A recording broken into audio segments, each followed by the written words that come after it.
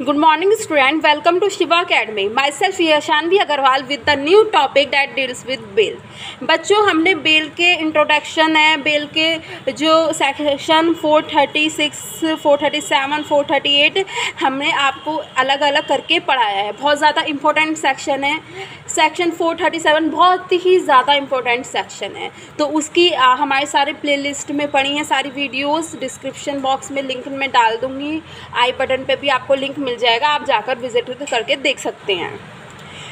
तो अब हम पढ़ते हैं section 439, specific powers of session high court regarding bell.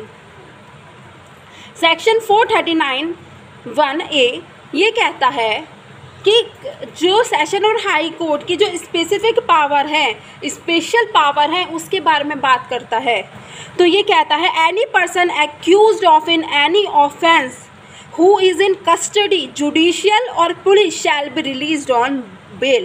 ये कहता है कोई भी एक्यूज पर्सन जिसने कोई ऑफेंस किया है, वो कोई से भी कस्टडी में हो, चाहे जुडिशियल हो चाहे पुलिस कस्टडी में हो, वो बेल पे रिलीज्ड हो जाएगा। किसकी परमिशन से? सेशन और हाई कोर्ट की परमिशन से, लेकिन उस पर कंडीशन इम्पोज होंगी अंडर सेक्शन 437(3) की। सेक्शन 439 का 1B ये कहता है सेट असाइड और change the condition impose by magistrate when releasing on bail a person accuse of session trial imprisonment for life must be inform to public prosecutor. जिस person को session और high court bail पे release कर रहा है उसे क्या देने, जिस पर्सन को सेशन और हाई कोर्ट बेल पे रिलीज कर रहा है और उसकी जो कंडीशंस हैं, उस जो हमारा कोर्ट है वो चेंज कर रहा है उसकी कुछ कंडीशन में, तो उस कोर्ट को ज़रूर इन्फॉर्मेशन देनी पड़ेगी पब्लिक प्रोसिक्यूटर को। पब्लिक प्रोसिक्यूटर कौन होता है? हमारा सरकारी वकील। Exception if he mention the reasonable cause in writing that not possible to inform to public prosecutor. एक एक्सेप्शन है, इसका एक अनुवाद है कि अगर वो राइटिंग में लिख देता है, मेंशन कर देता है रीजनेबल कॉज कि ये पॉसिबल नहीं है कि पब्लिक प्रोसिक्यूटर को इन्फॉर्म्ड किया जाए, तो उस कंडीशन में नहीं करेगा कोर्ट हमारा। सेक्शन 439 का 2 cancellation of bail. Cancellation of bail मैंने आपको हर एक वीडियो में पढ़ाया है कि कैंसिल कब करेगा कोर्ट बेल को।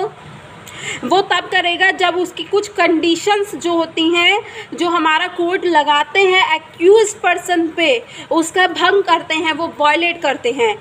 महबूब Dawood versus state of Maharashtra 2004 का एक लीडिंग केस है, वो ये कहता है, उस कोर्ट ने इस केस में ये हेल्ड किया था कि अगर कोई कंडीशन वायलेट होगी उस कंडीशन में ही हमारी जो बेल है, हमारा जो कोर्ट है बेल को क्या करेगा? कैंसिल करेगा, फोरफिटेड करेगा। और जो कैंसिलेशन ऑफ बेल का जो ये है प्रावधान है कि बहुत ज़्यादा गंभीरता से लेना चाहिए, क्योंकि ये हमारी फ्रीडम की बात करता है। मैंने आपको बताया है bail is rule and arrest is exception, तो इस बात का ध्यान रखते हुए करना चाहिए। हमारी बेटा सारी वीडियोस के नोट्स जो हैं डिस्क्रिप्शन बॉक्स में पड़े हैं, आपको चाहिए तो वहाँ से आप ले सकते हैं। नीचे मैंने आपको डिस्क्रिप्शन बॉक्स में सारा नोट्स प्रोवाइड कर दिया है, आप ज़रूर ले लीजिएगा, वहाँ से आपको हेल्पफुल होंगे। अदरवाइज़ आप स्क्रीनशॉट भी खींच सकते हैं। Some important provision regarding bail. अब कुछ इम्पोर्टेंट प्रोविज़न है जो कि मतलब आपके नॉलेज के लिए इम्पोर्टेंट है। Fix section 440 fix and decrease the amount of bond.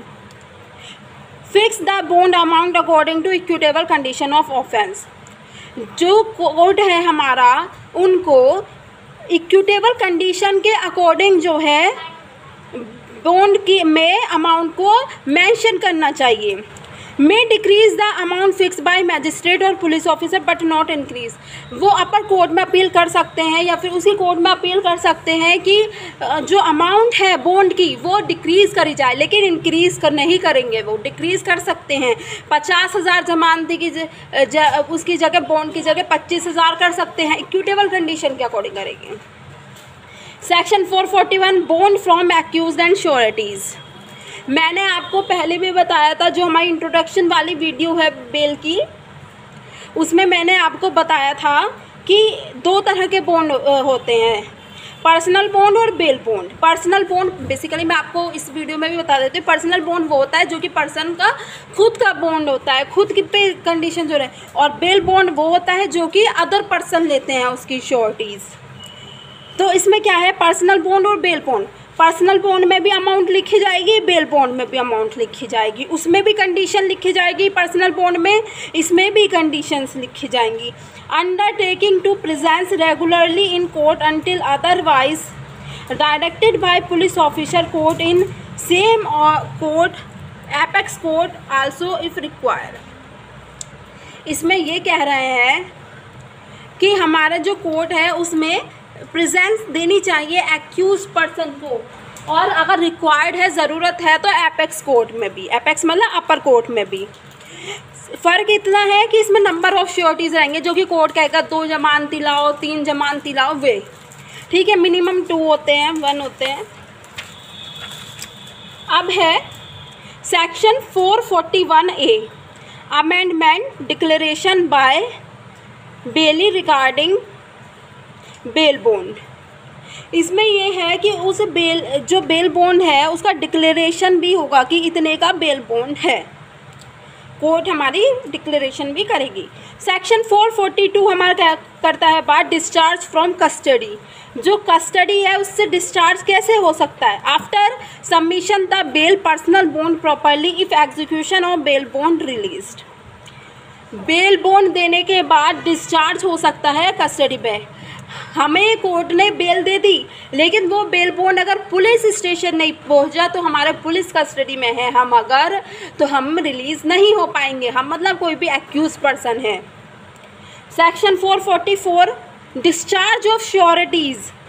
जो श्योरिटीज़ हैं, मैंने आपको बताया था कि जो बेल बॉन्ड है अदर पर्सन लेते हैं उसमें नंबर ऑफ श्योरिटीज़ रहती हैं, तो वो श्योरिटीज़ अगर डिस्चार्ज लेना चाहती हैं तो वो कैसे ले सकती हैं, apply to magistrate any time. वो मैजिस्ट्रेट को अप्लाई कर सकती हैं, कह सकती हैं, क्या कहेंगी, issued a warrant for arrest. वो अप्लाई करेंगी मैजिस्ट्रेट को कि हमें डिस्चार्ज होना है श्योरिटीज़ से इस एक्यूज पर्सन की।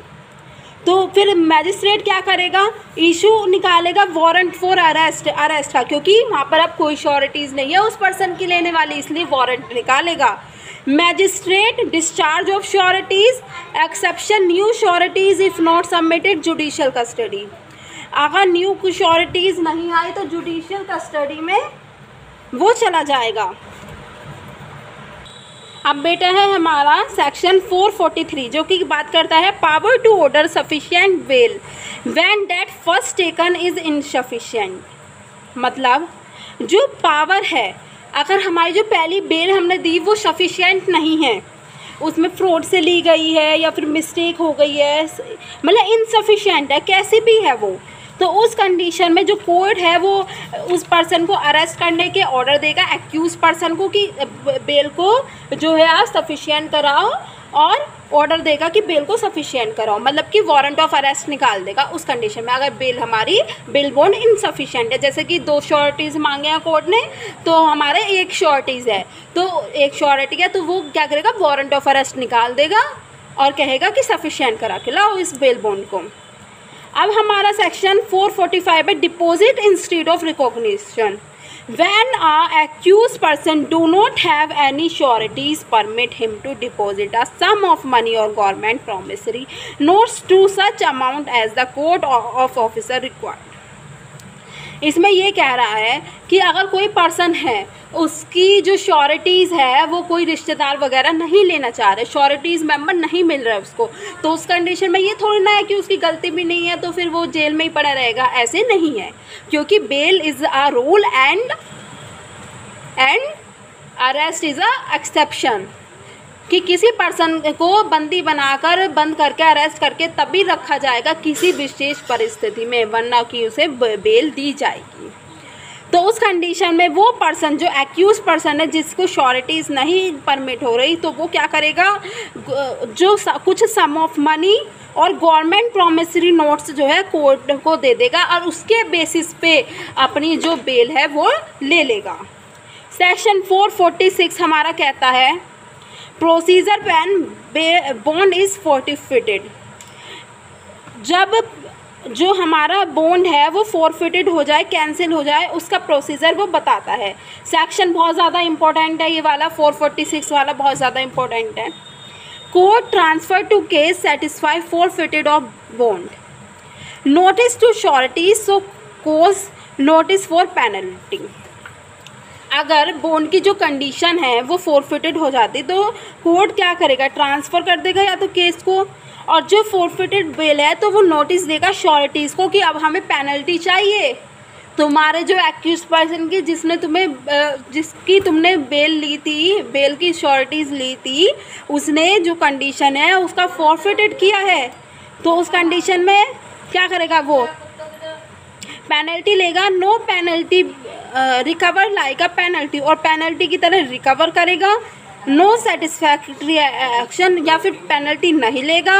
If not recover then 6 month civil imprisonment, अगर नहीं रिकवर होती, पेनल्टी नहीं रिकवर होती तो उसे 6 मंथ का इम्प्रिजनमेंट दिया जाएगा। Discriminatory power of court, court की डिस्क्रिमिनेटरी पावर होगी। जो बेल होती है बेसिकली कोर्ट की डिस्क्रिमिनेटरी ही पावर होती है, तो वो फ्री फ्रॉम पेनल्टी कर सकता है उसको, या फिर पार्शियली डिपॉजिट करा सकता है अगर कंडीशन का वायलेशन होता है तो। इन the case that of a sureties before forfeited of his property, अगर जिसने श्योरिटीज़ ली है वो मर जाता है, उसकी डेथ हो जाती है किसी कारणवश, property discharge for liability of sureties, तो उसकी प्रॉपर्टी जो है डिस्चार्ज हो जाती है automatically. In the case death of accuse, अगर डेट हो जाती है एक्यूज की, जिसके ऊपर केस चल रहा है वो ही नहीं रहा, तब भी हमारी डिस्चार्ज हो जाएगी। अब हमारा एक केस है इसमें, Mohammed Kunju versus state of Karnataka, AIR 2000। इसमें क्या हेल्ड हुआ था, forfeiture of bond would entail the penalty against each surety for the amount which he has undertaken in the bond executed by him. Both the sureties cannot claim to share the amount by half and half, as each can be made liable to pay. जो भी sureties लेगा वो सभी जो हैं liable हैं उस amount को पे करने के लिए। सेक्शन 446 का एक cancellation of bond and bail bond, cancellation हो जाएगा बॉन्ड का या फिर बेल बॉन्ड का अगर कोई कंडीशन का वायलेशन होता है तो। Section 447 mode of discharge of sureties, sureties किस वे में डिस्चार्ज हो जाएगा, अगर एक्यूज की डेथ हो गई, अगर जो कि मैंने आपको अभी 446 में बताया death of accuse, forfeiture of sureties मतलब कि जो श्योरिटी ली है उसकी जो कंडीशन है उसका वायलेशन हो गया है, डेट ऑफ श्योरिटी, श्योरिटी की डेथ हो गई है, या फिर इंसॉल्वेंसी ऑफ श्योरिटी, उसे दिवालिया घोषित कर दिया गया है।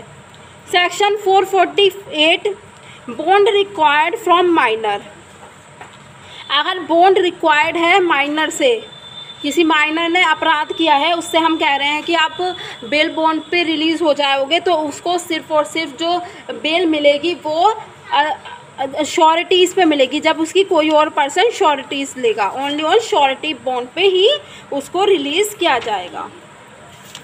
सेक्शन 449 हमारा कहता है appeal from orders under section 446, appeal कहाँ करेंगे जब हमारा अंडर सेक्शन 446 में के ऑर्डर के लिए, इन रेगुलर कोर्ट, अगर मैजिस्ट्रेट कोर्ट का डिसीजन आया तो सेशन कोर्ट में, अगर सेशन का है तो हाई कोर्ट में।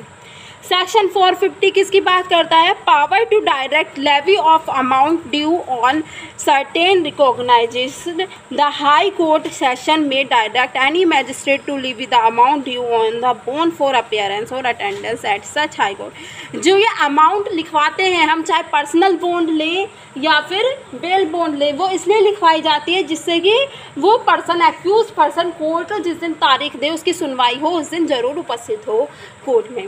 Thanks for watching it. अगर हम जो है फ्री ऑफ कॉस्ट जो है नोट्स प्रोवाइड करते हैं, आपको नोट्स के लिए सिर्फ डिस्क्रिप्शन बॉक्स में जाकर नोट्स आपको मिल जाएंगे, उस पर क्लिक करके आपको डाउनलोड करना है। अगर आपसे तब भी नहीं होता आप कमेंट बॉक्स में कमेंट कर दीजिएगा, मैं आपको पर्सनली प्रोवाइड कर दूँगी। अगर आपकी कुछ क्वेरी है तो आप वो पूछ सकते हैं कमेंट बॉक्स में कमेंट करके। Thank you for watching it. Please like, share, comment and subscribe our channel for more updates videos. Thank you.